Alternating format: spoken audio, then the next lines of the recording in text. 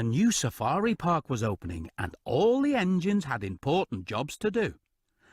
Percy and Edward's trucks were full of food for the animals. "I'm taking the tallest animal to the park," puffed Thomas excitedly. The other engines tried to guess what it could be.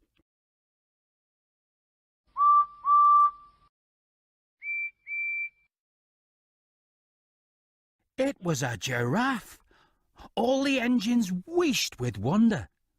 Thomas couldn't wait to show the children the tallest animal on Sodor. "You must wait for the giraffe keeper," said Cranky. But Thomas was in too much of a rush, and he puffed away. Thomas puffed happily along with the giraffe, but it wasn't long before they came to a low bridge. "Sit down, Mr. Giraffe," Thomas chuffed. But the giraffe didn't want to sit down, so they couldn't fit under the bridge.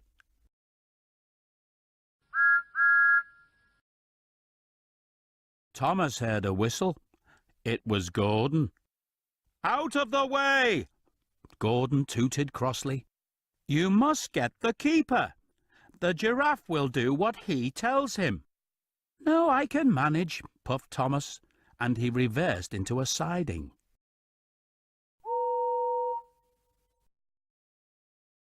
Then Edward chuffed up, with his trucks full of rosy red apples. The apples gave Thomas an idea. Perhaps the giraffe would get sleepy and sit down if he ate some apples.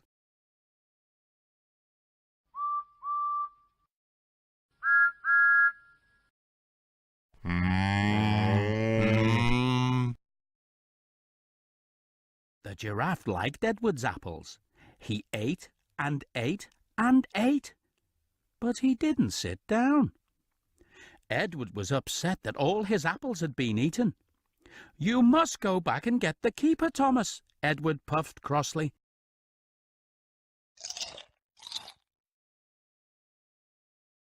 Thomas was worried.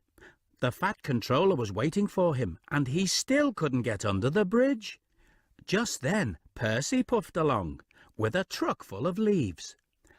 Thomas thought the giraffe might sit down if he ate some of the leaves.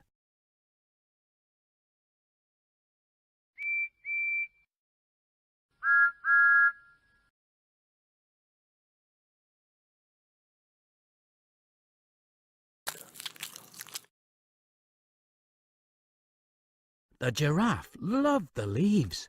He munched and munched until there were none left. And then, finally, he sat down and closed his eyes. "He's asleep," peeped Thomas. "At last, we can go under the bridge to the safari park."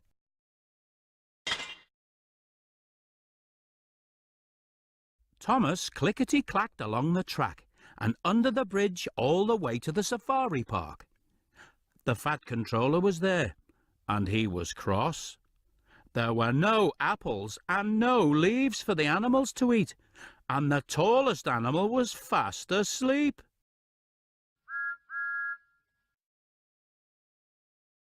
"I'm sorry, sir," wheezed Thomas. "I should have waited for the keeper." Thomas puffed his fastest to fetch the keeper and take him to the park, and then he chuffed away to get more apples and more leaves.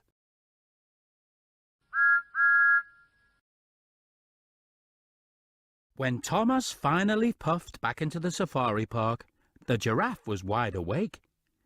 He heard Thomas toot and stretched out his long neck to his new friend. "Welcome to Sodor, Mr. Giraffe," peeped Thomas happily. "It's a wonderful place to live." The end.